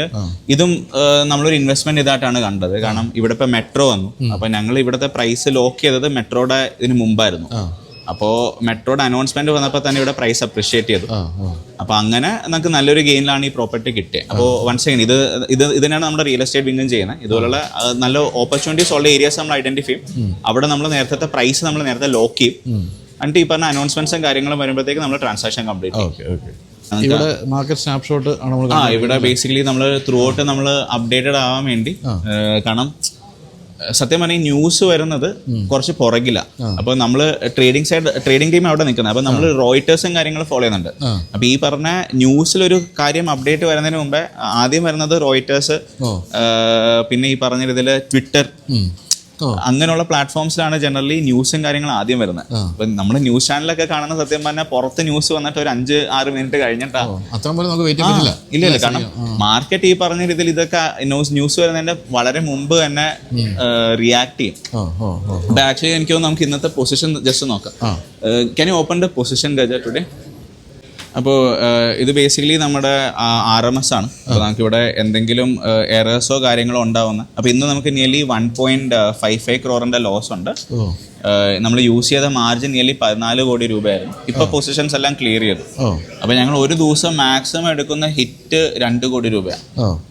വെച്ചാൽ മൊത്തത്തിൽ ചെയ്യുന്ന ഇതിൻ്റെ 2% വരെ ഒരു ദിവസം നമ്മൾ മാക്സിമം ലോസ് എടുക്കുള്ളൂ. അത് കഴിഞ്ഞാൽ നമ്മൾ സ്റ്റോപ്പ് ചെയ്യും, ട്രേഡിംഗ് സ്റ്റോപ്പ് ചെയ്യും. കാരണം അതിൻ്റെ റീസൺ എന്താണെന്ന് വെച്ച് കഴിഞ്ഞാൽ ചില ദിവസങ്ങൾ നമ്മുടെ ട്രേഡിംഗ് സിസ്റ്റംസ് മാർക്കറ്റിന് ഫേവറബിൾ ആയിരിക്കില്ല. അപ്പോൾ ഒരുപക്ഷെ ആ റീസൺ കൊണ്ടായിരിക്കണം ആ ദിവസം നമ്മളൊരു മാക്സിമം ത്രെഷോൾഡ് അടിക്കുന്നത്. ആ ത്രെഷോൾഡ് അടിച്ചു കഴിഞ്ഞാൽ അന്നത്തെ ദിവസത്തെ ട്രേഡിംഗ് സ്റ്റോപ്പ് ചെയ്യാം. ഇപ്പം ഇന്ന് നിയർലി 1.5 crore ഓൾറെഡി ആയി. ഒരു 50 lakhും കൂടെ ബഫർ ഉണ്ട്.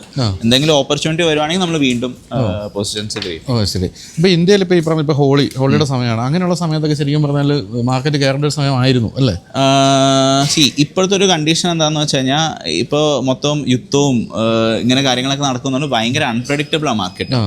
അപ്പോൾ നമുക്ക് ജനറലി നമ്മൾ സീസണാലിറ്റി എന്ന് പറഞ്ഞൊരു കോൺസെപ്റ്റ് നമ്മൾ ഫോളോ ചെയ്യാറുണ്ട്. ഇപ്പോൾ ഞാൻ ചേട്ടനോട് മഴ എന്ന് പറഞ്ഞു കഴിഞ്ഞാൽ ചേട്ടൻ മനസ്സിലാദ്യം വരുന്നത് എന്താ? പോപ്പിക്കൊട, പിന്നെ മഴക്കാലം, ഇപ്പോൾ ക്രിസ്മസ് എന്ന് പറഞ്ഞു കഴിഞ്ഞാൽ കേക്ക്, വൈന്, അങ്ങനെയുള്ള സാധനങ്ങളാണ്. അപ്പോൾ എല്ലാ കമ്പനികൾക്കും ഈ പറഞ്ഞതിൽ നമ്മൾ കുറച്ച് വർഷങ്ങൾ മുമ്പ് നോക്കിക്കഴിഞ്ഞാൽ ചില മാസങ്ങളായിരിക്കും ഒരു നല്ല രീതിയിൽ പെർഫോം ചെയ്യുന്നത്. അപ്പോൾ അത് നമുക്ക് സ്റ്റഡി ചെയ്യാൻ പറ്റും. അപ്പോൾ ചേട്ടൻ പറഞ്ഞ പോലെ ഇപ്പോൾ ദീപാവലി അല്ലെങ്കിൽ ഇയർ എൻഡിങ് ഒക്കെ ഓട്ടോമോട്ടീവിന് വളരെ നല്ല സമയങ്ങളാണ്.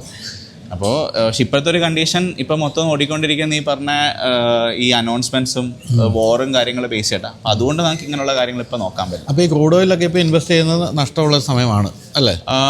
ക്രൂഡ് ഓയിലിൻ്റെ കേസിനകത്ത് വൺസ് അഗൈൻ നമുക്ക് ഇൻവെസ്റ്റ് ചെയ്യാൻ നമ്മൾ റെക്കമെൻഡ് ചെയ്യല്ല. നമ്മൾ ചെയ്യുന്നത് കുറച്ച് വേറെ ചെറിയ രീതിയിലുള്ള ഒരു സംഭവമാണ്. അപ്പോൾ എനിക്കൊരു ട്രാൻസ്പോർട്ടേഷൻ കമ്പനി ഉണ്ടെന്ന് വെച്ചോ. അപ്പോൾ എനിക്ക് ഒരു 100 ട്രക്കുണ്ട്. എനിക്കൊരു 2 കോടി രൂപയുടെ കോൺട്രാക്ട് എനിക്കുണ്ട്. അപ്പോൾ ആ 2 കോടി രൂപയുടെ കോൺട്രാക്റ്റിന് പൊക്കത്ത് എൻ്റെ മാർജിൻ എന്ന് വെച്ച് കഴിഞ്ഞാൽ സത്യം പറഞ്ഞാൽ ഈ ഡീസൽ പ്രൈസിനെയും ഫ്യൂൽ പ്രൈസിനെയും ഇമ്പാക്ട് ചെയ്തിട്ടുണ്ട്. ചിലപ്പോൾ 2 കോടിയുടെ കോൺട്രാക്ട് എനിക്ക് കിട്ടിയാൽ ചിലപ്പോൾ എൻ്റെ ലാഭം ചിലപ്പോൾ ഒരു 30 ലക്ഷം രൂപ ആവട്ടെ എന്ന് വെച്ചു.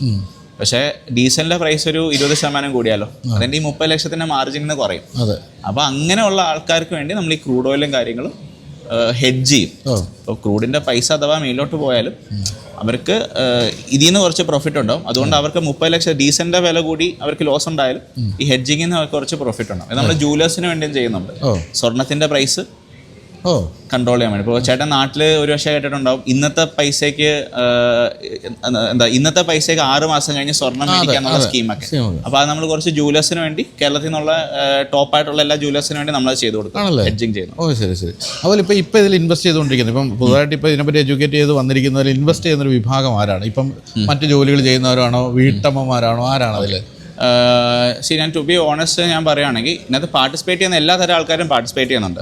പക്ഷേ ഇതിനകത്ത് ഒരു അറ്റ്ലീസ്റ്റ് ഒരു 10 ലക്ഷം രൂപ ഇല്ലെങ്കിൽ നമുക്ക് ഇതിൽ നിന്ന് പൈസ ഉണ്ടാക്കാൻ കുറച്ച് ബുദ്ധിമുട്ടാണ്. കാരണം നമ്മൾ ഉണ്ടാക്കുന്ന പൈസ മൊത്തം സത്യം പറഞ്ഞാൽ ചാർജസ് ആയിട്ട് പോകും. നമുക്ക് വീട്ടമ്മമാർ ഉണ്ട്. ഈ പറഞ്ഞ കൂടുതൽ ആൾക്കാരും IT പ്രൊഫഷണൽസ് ആണ് കേരളത്തിൽ നമുക്ക് ക്ലൈൻറ്റൈലായിട്ട് വരുന്നത്. പിന്നെ അതല്ലെങ്കിൽ ഈ പറഞ്ഞ ബിസിനസ് ഓണേഴ്സാണ് വരുന്നത്. പിന്നെ ഇപ്പോൾ വീട്ടമ്മമാർ അല്ലെങ്കിൽ ഇപ്പോൾ കോളേജ് സ്റ്റുഡൻസ് എന്നൊക്കെ പറഞ്ഞു കഴിഞ്ഞാൽ അവർ ജസ്റ്റ് ഇതൊന്ന് എക്സ്പ്ലോർ ചെയ്യാൻ വേണ്ടി വരുന്നത്. പക്ഷെ അവർ ആ ഒരു കാറ്റഗറി നമ്മൾ ആ ഒരു സീരിയസ്നെസ് നമ്മൾ ഒരിക്കലും കണ്ടിട്ടില്ല. നമ്മളൊക്കെ പണ്ടൊക്കെ സ്റ്റോക്ക് മാർക്കറ്റ് എന്ന് പറയുമ്പോൾ നമ്മുടെ മനസ്സിൽ വരുന്നത് ഇങ്ങനെ ഫുൾ ടൈം സ്ക്രീനിൽ നോക്കി ഒരാളിരിക്കുന്നു, സങ്കടപ്പെടുന്നു, സന്തോഷിക്കുന്നു. അപ്പോൾ ഞാനിങ്ങനെ ഇൻവെസ്റ്റ് ചെയ്താൽ എനിക്ക് അങ്ങനെ ഒരു ബാധ്യതയുണ്ടോ അത് നോക്കിക്കൊണ്ടിരിക്കേണ്ട? സത്യം പറഞ്ഞാൽ ഇല്ല. കാരണം അങ്ങനെ നിങ്ങൾ ചെയ്യുവാണെങ്കിൽ അത് നിങ്ങളുടെ ഒരു മനസ്സുഖത്തിന് വേണ്ടി മാത്രമാണ് നിങ്ങളത് ചെയ്യുന്നത്. കാരണം ഇതൊരു ബിസിനസ്സായിട്ടാണ് നമ്മൾ കാണേണ്ടത്. അപ്പോൾ ഇപ്പം ഇന്നത്തെ ദിവസം എനിക്കിപ്പോൾ 10 കോടി രൂപ പ്രോഫിറ്റ് ആണെങ്കിലും ഈ പറഞ്ഞ 2 കോടി രൂപ ലോസ് ആണെങ്കിലും എൻ്റെ എക്സ്പ്രഷന് അല്ലെങ്കിൽ ഈ കമ്പനിയിലുള്ള എല്ലാ ആൾക്കാരുടെ എക്സ്പ്രഷൻ ഒരേ മാതിരി. ചിരിച്ചോണ്ടായിരിക്കും.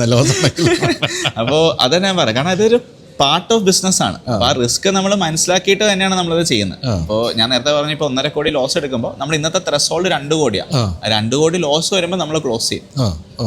അപ്പോൾ അങ്ങനെ നമ്മൾ കണ്ടാൽ മാത്രമേ ഇതൊരു ബിസിനസ് ആക്കി സ്കെയിൽ ചെയ്യാൻ പറ്റുള്ളൂ. അല്ലെങ്കിൽ നമ്മൾ ഈ പറഞ്ഞ ചെറിയ പ്രോഫിറ്റിലും ചെറിയ ലോസിലും കൊണ്ടിരിക്കും. അപ്പോൾ ഞാൻ നേരത്തെ വെച്ച വേറൊരു ചോദ്യത്തിലേക്ക് വരാം. അതായത് നമ്മൾ മലയാളികൾ ധാരാളം തട്ടിപ്പ്, പണ്ട് ആട് തേക്ക് മാഞ്ചിയം തൊട്ട് തട്ടിപ്പിന് ഇരയാവുകയും പിന്നെ അടുത്ത കാലത്തൊക്കെ ആണെങ്കിൽ ധാരാളം ഫിനാൻസ് കമ്പനികൾ പൊട്ടുകയൊക്കെ ചെയ്തു. എന്താണ് നമ്മളിപ്പോൾ ഞാൻ ഇവിടെ ഇൻവെസ്റ്റ് ചെയ്യുന്നില്ല, ലിവ് ലോങ്ങിൽ അല്ല ഇൻവെസ്റ്റ് ചെയ്യാൻ തീരുമാനിച്ചിരിക്കുന്നത്, എങ്കിൽ പോലും ഞാൻ ശ്രദ്ധിക്കേണ്ട കാര്യങ്ങൾ എന്തൊക്കെയാണ്? ഒന്നാമത്തെ കേസ്, നിങ്ങൾ ഏതൊരു എസ്പെഷ്യലി ഇൻവെസ്റ്റ്മെന്റ് റിലേറ്റഡ് ഏതൊരു പ്രൊഡക്റ്റിൽ നിങ്ങൾ ചെയ്യുമ്പോഴും ആദ്യം തന്നെ നിങ്ങൾ സെബി രജിസ്റ്റേർഡ് ആണോ നോക്കാം. സെബിയുടെ ഗൈഡ് ലൈൻസ് അനുസരിച്ചാണോ ഇത് ഓപ്പറേറ്റ് ചെയ്യുന്നത്, ഈ കമ്പനി സെബി രജിസ്റ്റേർഡ് ആണോ നോക്കാം. അതാണ് securities exchange board of India, അതാണ് നമ്മുടെ മാർക്കറ്റ് വാച്ച് ഡോഗ്.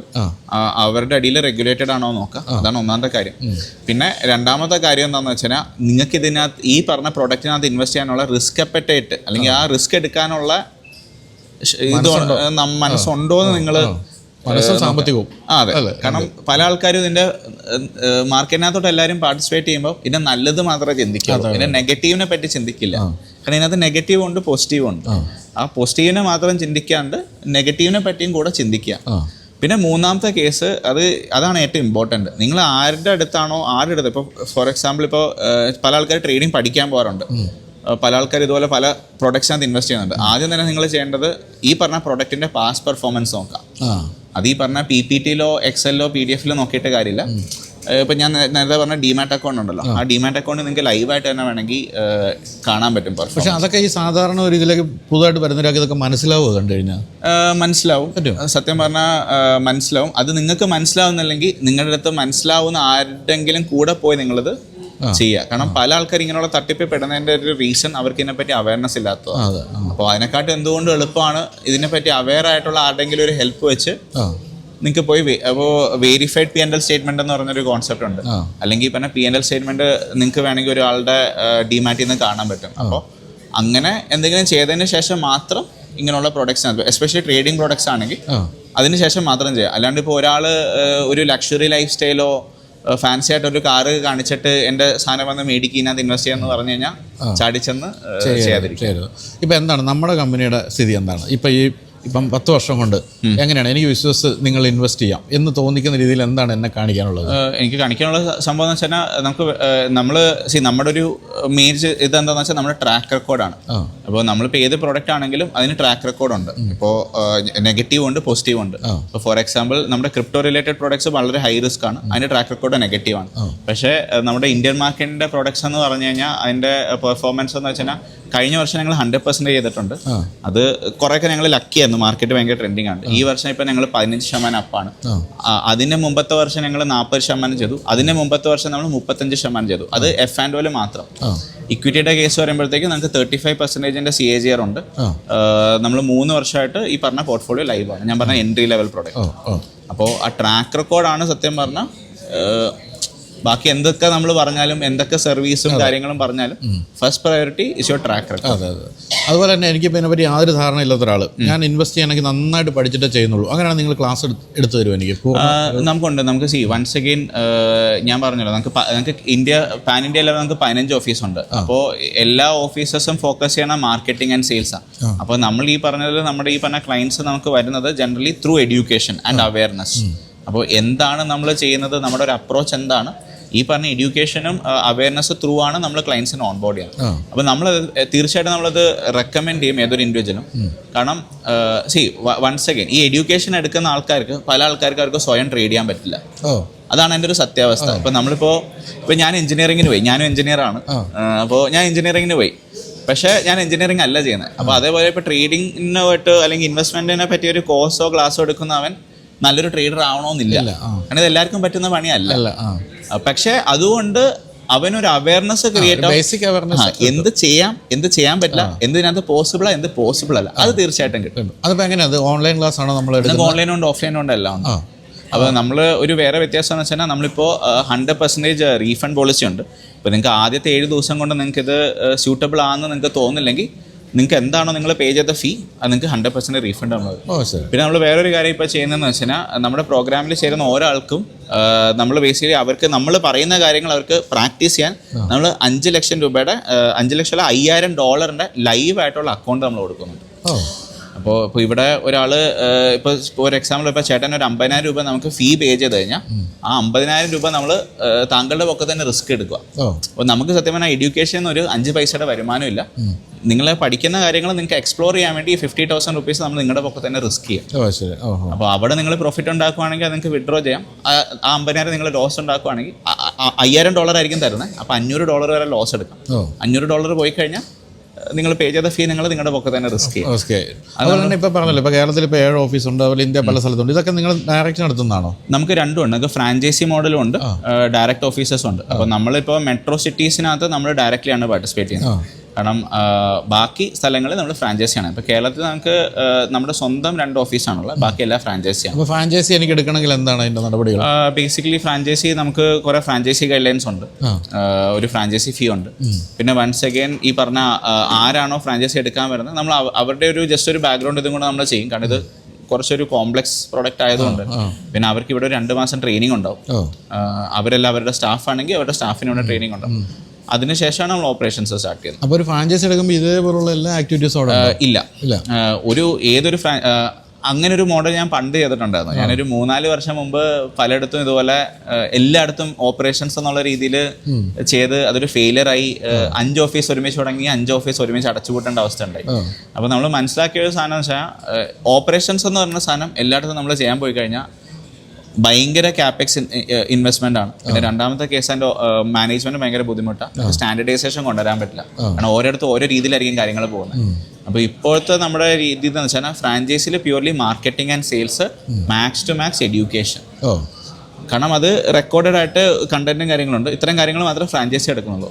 എങ്കിലും ഞാനിപ്പോൾ ചെന്ന് ഈ പറഞ്ഞ പോലെ എനിക്ക് ഇൻവെസ്റ്റ് ചെയ്യാൻ വേണ്ടി ചെല്ലുമ്പോൾ അവർ സഹായങ്ങളെല്ലാം അവർ അവിടെ ചെയ്തു തരും. നമ്മുടെ എല്ലാ ഫ്രാഞ്ചൈസിയും നമ്മുടെ എല്ലാ പ്രൊഡക്ട്സും ഡിസ്ട്രിബ്യൂട്ട് ചെയ്യുന്നുണ്ട്. ഇപ്പോൾ ഇവിടെ ബാംഗ്ലൂർ നമ്മൾ ചെയ്യുന്ന ഏത് പ്രൊഡക്റ്റും ഏതൊരു ഫ്രാഞ്ചൈസി ത്രൂ നമുക്ക് അവൈൽ ചെയ്യാം.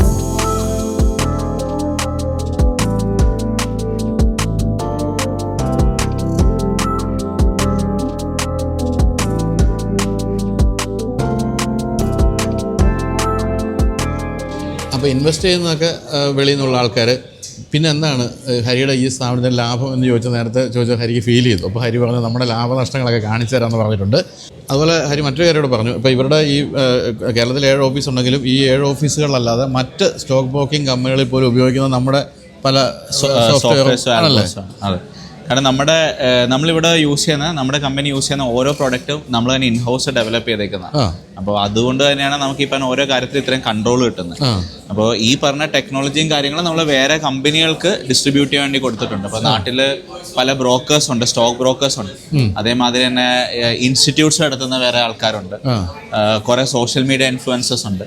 അപ്പോൾ അവരെല്ലാം ഈ പറഞ്ഞ വൈറ്റ് ലേബിൾ ചെയ്ത് ഡിസ്ട്രിബ്യൂട്ട് ചെയ്യുന്നത് at the end of the day നമ്മുടെ സാധനങ്ങളാണ്. അതുപോലെ തന്നെ നമ്മളിപ്പം നന്നായിട്ട് ട്രേഡിംഗ് ചെയ്യുന്നതിനാൾ പലതരത്തിലും സഹായിക്കാറുണ്ടെന്ന്. എന്താണ് അതിൻ്റെ ഒരു? നമുക്ക് പ്രൊപ്പ് എന്ന് പറഞ്ഞൊരു കോൺസെപ്റ്റ് ഉണ്ട്. പ്രൊപ്പ് എന്ന് പറയുമ്പോഴത്തേക്ക് നിങ്ങൾ നല്ലൊരു ട്രേഡർ ആണെങ്കിൽ നമ്മുടെ ക്യാപിറ്റൽ വെച്ച് നിങ്ങൾക്ക് ട്രേഡ് ചെയ്യാൻ പറ്റും. എന്നിട്ട് ഈ പറഞ്ഞ നിങ്ങൾ ജനറേറ്റ് ചെയ്യുന്ന പെർഫോമൻസ് ചെയ്യുന്ന ഒരു കട്ട് ഞങ്ങളും കീപ്പ് ചെയ്യും, ഒരു കട്ട് നിങ്ങൾക്ക് പാസ് ഓൺ ചെയ്യും. അപ്പോൾ അത് നമ്മൾ ചെയ്യുന്നുണ്ട്. അപ്പോൾ നമ്മൾ കേരളത്തിൽ ഒരു മോർ ദാൻ ഒരു $4 million നമ്മൾ ഡിസ്ട്രിബ്യൂട്ട് ചെയ്തിട്ടുണ്ട് ട്രേഡിങ്ങിന് വേണ്ടി. അപ്പോൾ നിങ്ങൾക്ക് ആ ക്യാപിറ്റൽ വെച്ച് ട്രേഡ് ചെയ്യാം. നിങ്ങൾ പ്രോഫിറ്റ് ഉണ്ടാക്കുമ്പോൾ അതിൽ നിന്ന് ഒരു കട്ട് നമ്മൾ എടുക്കും, ബാക്കി നമ്മുടെ ചാർജസ് ആയിട്ട് നമ്മൾ റീറ്റെയിൻ ചെയ്യും. അത് ഇൻഡിവിജ്വൽസിനാണോ അതോ കമ്പനികൾക്കാണോ? കൂടുതലും കമ്പനീസ് ആണ് ചെയ്യുന്നത്. പക്ഷെ നല്ല രീതിയിൽ നല്ല ട്രാക്ക് റെക്കോർഡുള്ള ഇൻഡിവിജ്വൽസ് ഉണ്ടെങ്കിൽ ഇൻഡിവിജ്വൽസിന് നമ്മൾ കൊടുക്കാറുണ്ട്. ശരി, അതുള്ളല്ലോ. അപ്പോൾ അങ്ങനെ നിങ്ങൾക്ക് വേണമെങ്കിൽ നിങ്ങൾക്ക് വേണ്ടി ഇൻവെസ്റ്റ് ചെയ്യാൻ. അതെ, നല്ലൊരു ട്രേഡർ ആണെങ്കിൽ ഒബിയസ്ലി നമ്മൾ ഇതുകൊണ്ട് ഉദ്ദേശിക്കുന്നത് വെച്ചാൽ നമ്മുടെ റിസ്ക് ഡൈവേഴ്സിഫൈ ചെയ്യാം. നല്ല ട്രേഡേഴ്സിനെ ഐഡന്റിഫൈ ചെയ്ത് നമ്മുടെ റിസ്ക് ഈ പറഞ്ഞ ഡിസ്ട്രിബ്യൂട്ട് ചെയ്യാം. ഞാൻ എപ്പോഴും ആദ്യത്തോടെ ശ്രദ്ധിച്ചൊരു കാര്യമുണ്ട് ഹരിയുടെ കാര്യത്തിൽ. ഹരി റിസ്കിനെയാണ് എപ്പോഴും ഹൈലൈറ്റ് ചെയ്ത് കാണിക്കുന്നത്. കാരണം നമ്മൾ ഇങ്ങനെ ഒരു കാര്യത്തിലേക്ക് സംസാരിച്ച് തുടങ്ങുമ്പോൾ എല്ലാവരും ലാഭമാണ് കൂടുതൽ ഹൈലൈറ്റ് ചെയ്യുന്നതെങ്കിൽ ഹരി റിസ്ക് എന്ന് പറയുന്നത് എപ്പോഴും പറയുന്നുണ്ട്. കാരണം ഇത് അങ്ങനത്തെ ഒരു ഫീൽഡ് ആണല്ലോ. എന്താണ് എന്നെ ഇവിടെ കാണിക്കാന്ന് പറഞ്ഞാൽ നമുക്ക് ഈ പറഞ്ഞ P&L എങ്ങനെയാണ് നോക്കുന്നത് ഞാൻ കാണിച്ചു തരാം. Profit and loss P&L statement. അപ്പോൾ ഞാൻ വരുണാണ് നമ്മുടെ ആൽഗോ ഇത് ഹാൻഡിൽ ചെയ്യുന്നത്. മലയാളിയാണോ? അതെ അതെ. അപ്പോൾ ഇങ്ങനെയാണ് ഇപ്പോൾ ഏതൊരു ഇൻഡിവിജ്വലിനും ഈ പറഞ്ഞതിൽ P&L സ്റ്റേറ്റ്മെന്റ് എടുത്ത് നോക്കാം എപ്പോൾ വേണമെങ്കിൽ. ഇത് നമ്മുടെ ഒരു 1 year ആൽഗോരിതം നമ്മൾ റൺ ചെയ്യുന്ന ഒരു അക്കൗണ്ടാണ്. നമ്മളിപ്പോൾ ഒരു ലാസ്റ്റ് ഫൈനാൻഷ്യൽ ഇയർ നോക്കുകയാണ്, 24-25 ഫൈനാൻഷ്യൽ ഇയർ നോക്കുകയാണെങ്കിൽ നമ്മൾ ഓൾമോസ്റ്റ് 53.8% ആണ് നെറ്റ് റിയലൈസ്ഡ് ആയിട്ട് ക്രോക്ക് ചെയ്തത് ആഫ്റ്റർ ചാർജസ്.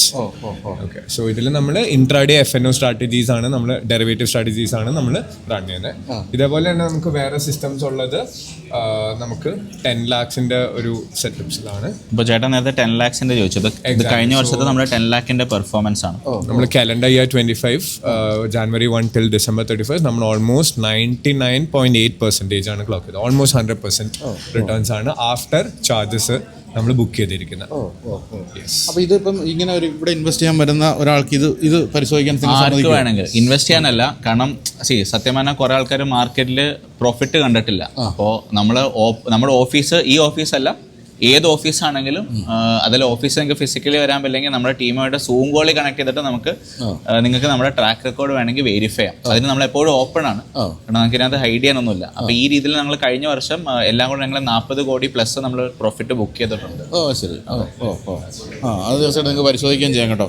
ഞാൻ ഈ പറഞ്ഞ പോലെ ഇതിൻ്റെ ഒരു മാർക്കറ്റിംഗ് അല്ല ഉദ്ദേശിച്ചത്, പക്ഷേ ഇത് കൃത്യമായിട്ട് മനസ്സിലാക്കിയതിന് ശേഷം മാത്രം നിങ്ങൾ ഏതൊരു കമ്പനിയിലായാലും ഇൻവെസ്റ്റ് ചെയ്യും. ഞാൻ ഒരിക്കലും ഈ ഒരു ലിവിലോങ്ങിനെ പറ്റി അല്ല പറയുന്നത്. ഏതൊരു കമ്പനിയായാലും നിങ്ങൾ ഇത്തരത്തിലുള്ള ട്രാക്ക് റെക്കോർഡ് നോക്കാം. കൃത്യമായിട്ട് അപ്പോൾ ഇതിനാണ് നമ്മൾ P&L സ്റ്റേറ്റ്മെന്റ് എന്ന് പറയുന്നത്. അപ്പോൾ ഇതിപ്പോൾ നിങ്ങൾക്ക് ലൈവായിട്ട് കാണുന്നത് തന്നെയാണ് എപ്പോഴും ബെറ്റർ. അതെ. ഓക്കെ.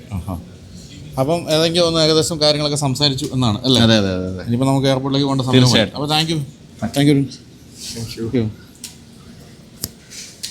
അപ്പോൾ എന്തായാലും ഗംഭീരമായ ഓഫീസ് കേട്ടോ, നല്ല ഇൻറ്റീരിയറും നല്ല. അത് നമ്മുടെ തന്നെ ഡിപ്പാർട്ട്മെന്റ് ആണ്. നിങ്ങൾക്ക് എന്തെങ്കിലും താല്പര്യം ഇൻറ്റീരിയർ ചെയ്യുന്നുണ്ട്. റിയൽ എസ്റ്റേറ്റ് ആൻഡ് ഇന്റീരിയർ രണ്ടും നമ്മൾ ചെയ്യുന്നത്. ശരി. അപ്പോൾ കേരളത്തിലാണെങ്കിൽ റിയൽ എസ്റ്റേറ്റ് എവിടെയാണ് കൂടുതൽ? കൊച്ചി ബേസ്ഡ് ആയിട്ടാണ്? കേരളത്തിൽ സത്യം പറഞ്ഞാൽ ഇപ്പം നമ്മുടെ ഫോക്കസ് പ്ലാന്റേഷൻസിലാണ്. കാരണം കൊമേഴ്ഷ്യൽ അല്ല, നമ്മൾ കൂടുതലും സാൻഡൽവുഡ് പ്ലാന്റേഷൻ ആണ് ഇപ്പോൾ നമ്മൾ ഫോക്കസ് ചെയ്തുകൊണ്ടിരിക്കുന്നത്. അല്ല, അത് നമുക്ക് അങ്ങനെ ഇൻഡിവിജ്വൽസ് ചെയ്യാനാണോ? ഇപ്പോൾ പല ആൾക്കാർക്കും അത് അറിയില്ല. ഇപ്പോൾ പ്രൈവറ്റ് പ്ലാന്റേഷൻസ് ഇപ്പോൾ പെർമിറ്റഡ് ആണ്. അപ്പോൾ അതിനകത്തോട്ടാണ് നമ്മൾ സ്റ്റെപ്പ് ഇൻ ചെയ്യുന്നത്. അപ്പോൾ മറയൂർ ഭാഗത്തൊക്കെയാണോ അധികം? മറയൂരല്ല, സത്യം പറഞ്ഞാൽ നിങ്ങൾക്ക് കോട്ടയത്താണെങ്കിൽ നിങ്ങൾക്ക് ഇത് ചെയ്യാം. തൃശ്ശൂർ, കോട്ടയം, എവിടെ വേണമെങ്കിലും ചെയ്യാം. അപ്പോൾ ഇപ്പം നമ്മൾ ആദ്യത്തെ പ്രോജക്റ്റ് പ്ലാൻ ചെയ്യുന്നത് ഇവിടെ നീഴൂര്. കോട്ടയത്ത്. ശരി. അപ്പം അതിനിപ്പം ഈ മറയൂരൊക്കെ ഇത് കൂടുതൽ വളർന്നുകൊണ്ടിരുന്ന ആ ഒരു കാലാവസ്ഥയുടെ ഗുണം കൊണ്ടല്ല? കാലാവസ്ഥേനെക്കാട്ടും മെയിനായിട്ട് ഇതിനൊരു സപ്പോർട്ടിംഗ് പ്ലാന്റ് വേണം. ഇതിന്റെ ഗ്രോത്ത് ആക്സിലേറ്റ് ചെയ്യാൻ വേണ്ടി ഒരു സപ്പോർട്ടിംഗ് പ്ലാന്റ് വേണം. അപ്പോൾ പിന്നെ ഈ പറഞ്ഞതിൽ വെള്ളം നിൽക്കാൻ പാടില്ല, വെള്ളത്തിന്റെ കണ്ടീഷൻ. പിന്നെ ഇത് നോക്കണം അത്ര എളുപ്പമുള്ള പരിപാടിയല്ല.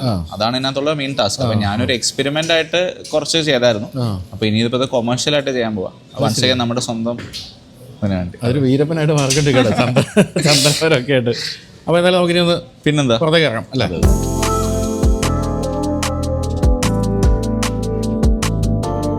നമ്മളിപ്പോൾ കഴിഞ്ഞ ദിവസം ഒരു പ്രകൃതി ചികിത്സാ കേന്ദ്രത്തിൻ്റെ ഒരു വീഡിയോ ചെയ്തപ്പം അവിടെ എഴുതി വെച്ചിരിക്കുന്നത് വെച്ചാൽ നിങ്ങളൊരു രോഗിയായിട്ട് വരിക, ഒരു ഡോക്ടറായിട്ട് മടങ്ങി പോകാമെന്ന്. ഇപ്പോൾ എന്നെ സംബന്ധിച്ചപ്പോൾ ഇന്നിപ്പോൾ സംഭവിച്ച അതാണ്.